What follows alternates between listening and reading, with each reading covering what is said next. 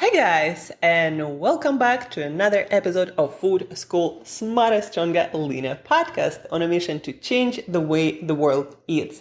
My name is Shurina. I'm a certified nutritionist, health, nutrition, brain performance coach, and just someone with a lot of passion for helping you guys to learn how to use nutrition and different lifestyle protocols to feel, look, and do your absolute best.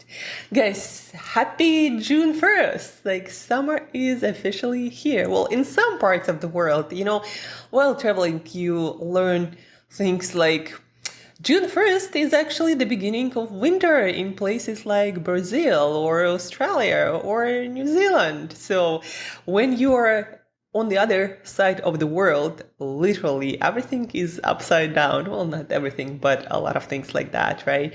So are you in winter or are you in summer? But even if you are in winter in those countries, it's pretty hot even in summer there.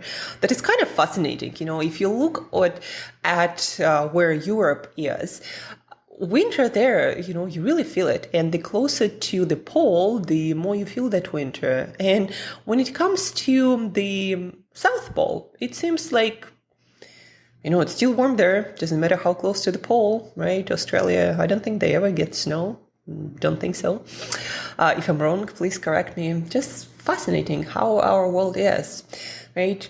Did you know also, guys, that even the Dalai Lama started eating meat when his doctor told him to do so for health reasons? So Dalai Lama, His Holiness, also eats meat.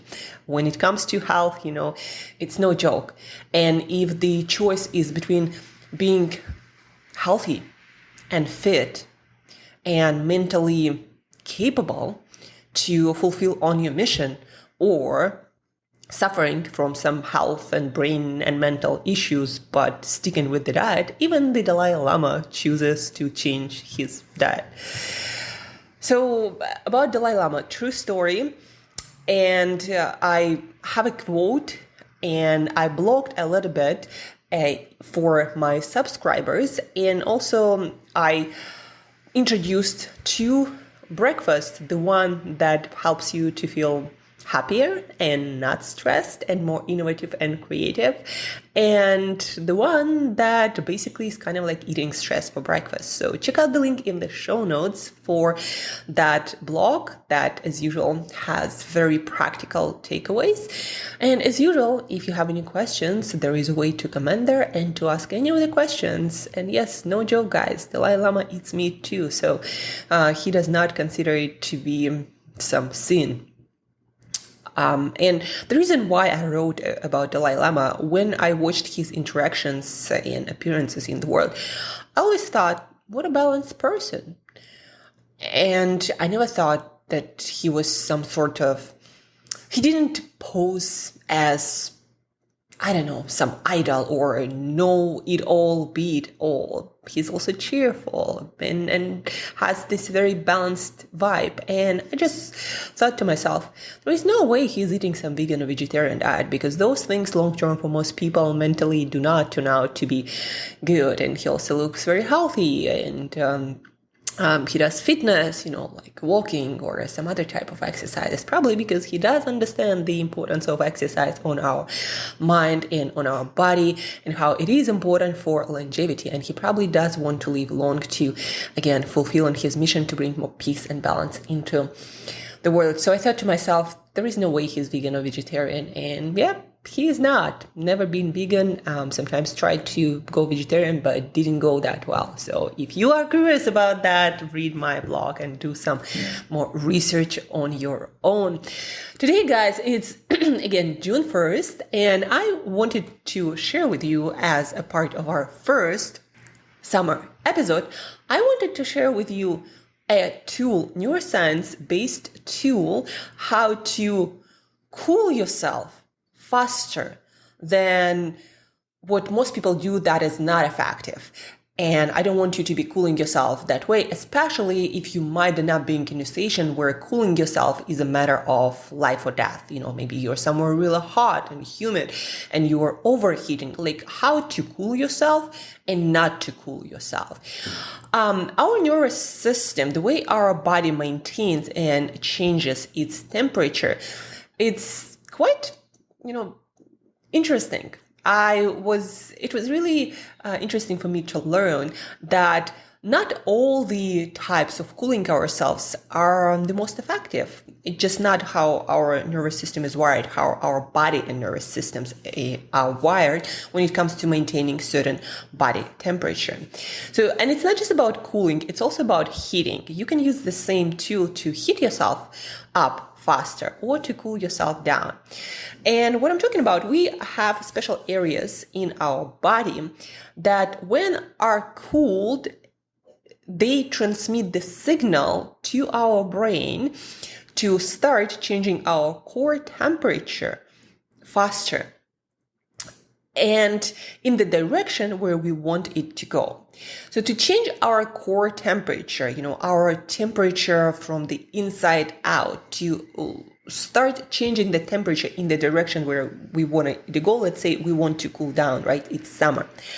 We want to cool down, not our whole body, because that system, it kind of works as a thermostat, meaning if you want to get cooler and you put a cold towel, let's say you made that towel wet with cold water and you put it on your body anywhere, that actually makes a signal to your system that it's kind of cool outside, we need to heat you up.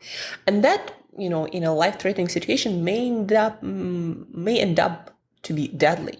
So what you do instead, you need to cool specific areas. That cooling of the areas, that's what gives your system the signal to cool your core temperature down and the rest of your body. So if you want to cool yourself down faster and effectively, not, start heating yourself up, you want to cool down 3 areas. There are 3 areas that it works for: your palms of your hands, your arms, your feet, what you walk with on the ground, on land, and your face. So if you want to cool yourself down faster or to heat yourself up if you are in a cold environment, what you want to do is you want to cool your hands, your feet, your face. Not necessarily all of them, but, partially, either all of them or some of them. In summer, what you can do, you can purchase a cold bottle of water, let's say. There is a trick. If you purchase a cold bottle of water from the cooler and you start transferring it between your hands, trying to cool your palms down, you need to exactly transfer it, not hold 1 bottle or 2 bottles in your hands. Because if you cool your palms of your hands too fast, too cold, then your blood vessels, they're actually going to start to constrict and the process of cooling yourself down going to be not as efficient.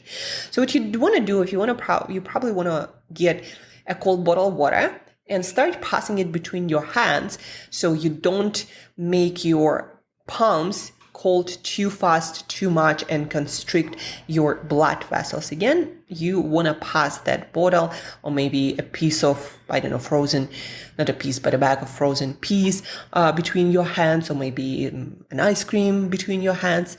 And by cooling your hands down, you start cooling down your core body temperature and you start getting cooler in your whole body much faster.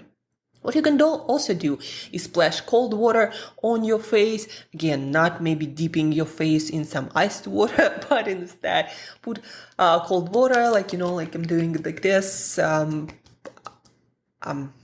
Clapping my face with my palms. So maybe cold water, and you're going to splash your face with that cold water, passing that cold water bottle between your hands. If you have the ability to dip your feet into cooler water, that also works really, really well. That's actually how a lot of animals cool themselves down efficiently.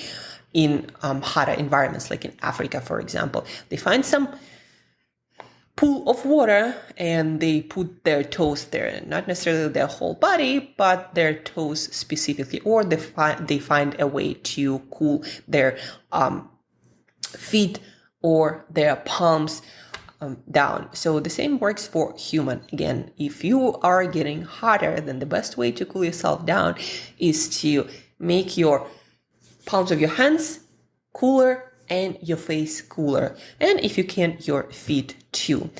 And the same works for when you need to get hotter. They even sell those special devices. Like I saw one on Amazon. Actually, a friend of mine purchased one.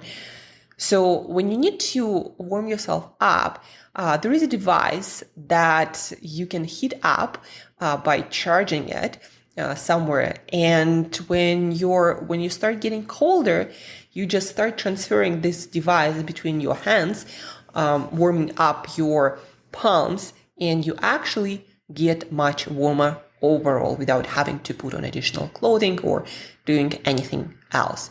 So that works, again, for cooling yourself down or to warming yourself up. So kind of cool, don't you think? I always do that whenever I need to cool myself down. I just grab a bottle of cold water, either from the fridge or from the freezer, and I pass it between my hands, or I just splash cold water on my face. And that makes me feel cooler very, very fast. So try it, let me know how it goes.